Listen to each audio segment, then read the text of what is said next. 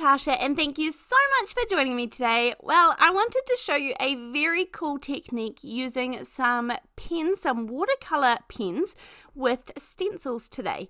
But first of all, with the watercolor pens. Now, these are the Zanzibar Altenew watercolor pens. These are dual tipped. Now, I really liked these, and these were a good price point for me. There are 12 pens in here of sort of all different colors, rainbow-ish colors. But for me, I decided that these were kind of the right level, the entry level for me. I don't currently have any other watercolor pens, and I've been wanting to do a few techniques with these, so that's why I was interested in them. I got these ones at scrapbook.com, and they usually I'm seeing that they have them for under $10 US a pack, so that's way under $1 a pen. And they often have coupon codes that you can get 8 or 10% off as well, and so if you added that on top, then that would be pretty good for your order. That's pretty good for me. So I ordered the one pack and I tried a few techniques, and I ended up liking them so much that I got a couple more. So I got the Tahitian Terrace and the islands of Fiji. I just felt like I needed a couple of packs to really get a good range of colours. And I don't think that's any fault of the company. I think with 12 colours, you can only get so much coverage.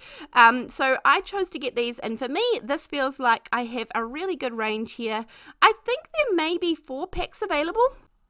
I think there is one called Hawaiian Shores as well, but as I said, for me, I'm pretty happy here, so I'll see how I go. But I think I'm going to store these all together, even though they do come in great storage, and I do like it. I'm just going to store them all together, probably in a little jar or something, a little bit more compact. They absolutely do have the name of the colour, and they have the pack that they came from very clearly written on each of the pens of the barrel. So if I ever want to reference it, then they're there for me too. But I obviously want to try them out and try a few techniques just to sort of see how they go. So this one here I created very, very simple, very, I was just having fun with the background. I'm going to add a little bit of water to it. I created this 2 or 3 days, so the ink was well dry 2 or 3 days before I'm spritzing it. So I was having a play with them just to get the feel of the brush marker end of it, but it is still reacting with the water. So even though the ink was very, very dry, definitely reacting. I've only got a very light spritz on here. I didn't want to put too much because I didn't want to lose the pattern. But let's have another little play around and sort of get the feel of these. Now, I often feel like the real test is when you scribble with a pen, and can you get rid of those scribble marks when you add water, I guess. So I've got sort of 3 colours here, a yellow, an orange, and a sort of reddy maroonish colour.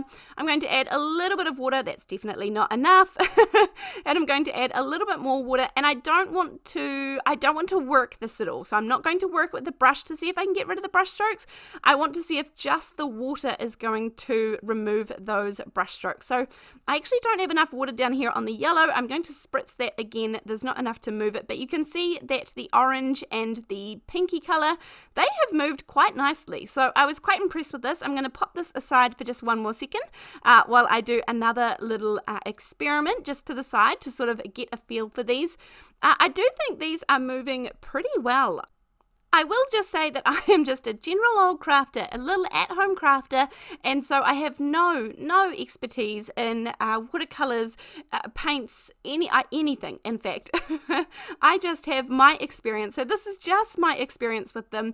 I'm sure, as I said, these feel like an entry-level pen to me. I'm not sure, but the price felt good to me, and I was pleased enough with the first pack to see how they moved and they reacted, that it felt good for me. So I'm absolutely loving these. Now this time I've got 3 very similar colors, so I'm wanting almost a 1 color situation here, but I just want to see if these are going to blend in nicely if I do move them around with a paintbrush or a water brush with water. So the one to the left where I did the 3 colors, that was no movement with a brush, so that's just water that has shifted them around. I did turn the paper a little bit, obviously I shifted the paper, but I certainly didn't work it with a brush. Now this one I have worked a little bit more with a brush, and I can definitely move those colors around very, very easily and still not have the stroke. So I was pretty happy with how these worked out. Now I took a darker blue here. This is just a lesson in in what not to do. I'm taking a very small paintbrush and I just scribbled down with one of the markers, and look, I already got some splatters on that one on the left, which is typical. I should have known to move it away or to cover it up. Not that I had a plan for it, it really was just a play piece, but that's okay. I've got a couple of splatters on there now, and some little decoration or embellishment will have to end up covering that up. Now I will just say I did not wait until the centerpiece here was dry. So this is going onto wet ink in the middle, so of course it's not going to stand out, but it did create gorgeous drops around the outside on the dry part there, so I was happy with that also. So that was a nice little play to sort of get a feeling for them. So I do have a few more ideas. I definitely want to have a good play with these, but today I want to show you how I used these with stencils. Now this is one of my favorite techniques because it is truly so simple. I'm not sure about something that I was wondering about is the watercolor crayons, whether they would work in a similar fashion if you have some of those. I do like the ends of these pens. So one end is a brush tip pen and one end is a fine liner, I guess I would call that kind of tip. So yeah, that's something to bear in mind, two different ends. I think I'll definitely use the brush end more than the other end, but that's okay too. I am going to start off with this gorgeous stencil here called the Puffy Squares stencil from Waffle. Now when I'm looking at these stencils, I really like a good generic background, and I feel like this one is one of those. So I know I've already used this in a few videos, you're going to see it coming up in a few more videos, and that's okay because we like getting great use out of the tools that we choose to invest in. I'm just going to pop a little bit of paper down on the background so that we can protect my little workspace, and then pop the stencil over top of my cardstock. I'm going to use a little bit of mint tape here just to hold it down because I'm going to be tracing through the squares, but you don't absolutely have to have that at all. Now, as I said, these pens have two tips to them and they're really nice to hold. Here's the brush end, and then the other end is what I'm calling a fine liner, fine tip pen sort of style. So yeah, and I really like the brush. It's a solid brush. It's not individual hair brushes like the zig markers. So yeah, I guess it just depends on what you are, what your preference is. I do also like that the cap fits on the other end so that I will try not to lose it. Now, this is so simple. All I'm going to do here is trace through the stencil. Now, I just want to stick to the edges. I do want this to be somewhat tidy, but absolutely doesn't have to be perfect. If you manage to wiggle that brush tip in the middle of the square, then so be it, because A, I'm sure we can cover it up if it ends up getting in the way, but B, we're going to add some water to these, so actually it probably is going to be just fine even if you muck it up. You can see I go off on the stencil all the time as well, and so it doesn't have to be perfect at all. Now this is just the basic technique in the beginning. I'm going to show you on 3 different stencils to show you that it doesn't matter which style you choose, it's going to be stunning. And so I quickly went through all those squares, popped the cap back on because I haven't lost it, it fit on the back, pop this up, and then I'm going to take a water brush. You can absolutely use a paintbrush just with some water, dip it in some water, and then again, see, I put the caps on the end. I think that's something I don't want to lose them. And then you just, I like to have a wee puddle of water, create a wee puddle of water for me to dip into so I can get the perfect amount, but you can fill in these squares, and because these are watercolor, they're going to keep that sort of darker image around the outside and then beautiful watercolor on the inside. And this is just a super easy and fun technique using your watercolor pens. Now, obviously, you don't have to have the Altenew watercolor pens to do this with. You could do this with, in fact, imagine doing it with just normal watercolor pencils, and I'm sure that you could do a similar technique there. I think you could do this with the crayons. I am not sure. The Tim Holtz, I think he has watercolor crayons. I'm sure other brands and other companies have them as well. So have a look around, see what you've got. Now, this is one from Gina. This is the Foliage stencil. It is very well loved at this point, but that's a good thing, and that's okay. Now, I just want to to show you, you can do this with any style. So I'm going to take a sort of maroony red color, and I am being very, very quick. I don't find that I have to be super precise at all.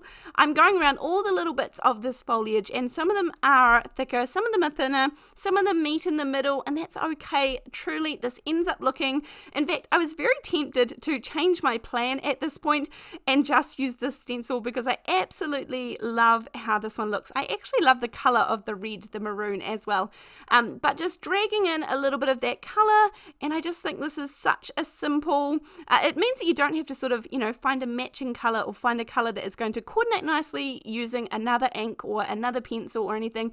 It's all just in the one. It's got the gorgeous darker edge to it and then lighter in the middle. I think it looks absolutely stunning. So this bit here, this almost changed my mind as to where I was going to go with the video. Okay, now in the next one, we are going to be creating a card. This one is, I'm going to use a foliage stencil, I guess.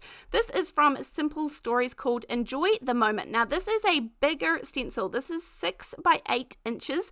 So it is much bigger than the page that I want to create or the card size that I want to create. I have used this stencil quite a few times already in videos, and I absolutely love this one. I've just checked and it's still available. So if you're interested in it, I will, of course, have it linked down below. It's a pretty good price, around $5 for this one, so pretty good for a larger stencil. And I'm going to do the same thing, starting off with one green, but I did pick out a few different colored greens because I am just going to come back in and just do sort of random lines in darker and different colors, and then all I'm going to do is the same thing and come back in, add a little bit of water, and we're going to sort of bring in all those different colored greens. I'm going to go through and do some of the darker ones. I add some of that really light yellow, yellowy green into the center here, and we're going to fill this out to sort of look like it might be almost like a full wreath, I guess. Of course it's not, it's only going across part of the page, but I quite like that. Of course you can do this with any stencils that you have, so have a look in your stash, see what you've got, and you might be surprised that you can absolutely do this technique. You might not have the watercolor pens, you might have something else to do it with, and that would be fun as well. Now, to fill in a few little extra bits and pieces on this wreath, I am going to use the fine liner side of these pens. And I'm just going to add in a little bit of decoration. So first of all, I'm going to take the fine liner side and do some lines on some of the leaves. So I'll put a line straight down the middle.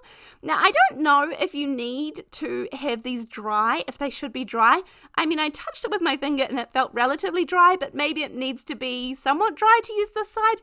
I didn't test it. I didn't want to ruin it, so I would assume that you can't draw over wet media with these. I don't know that, that's probably just my guess.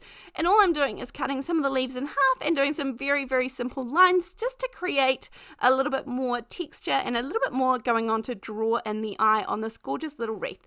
Now we're going to keep going along this theme. It's going to become a busy little wreath, and I'm going to do some gorgeous little very simple dots. I actually have a video that came out not too long ago. I will link it down below if I can remember to, and it really was just some watercolor blobs that we used some pretty generic foliage stamps, a couple of them, like 1 or 2 or 1 stamp per page, and then we added in some very simple things that anybody can do, absolutely anybody, using a black fine liner pen, and we turn them into stunning cards. And so I want to encourage you that even though you see this was like a really simple stencil, we've turned it into something a little bit more, and I think it ended up looking pretty good and a little bit different than what the stencil might suggest just from looking at it on face value.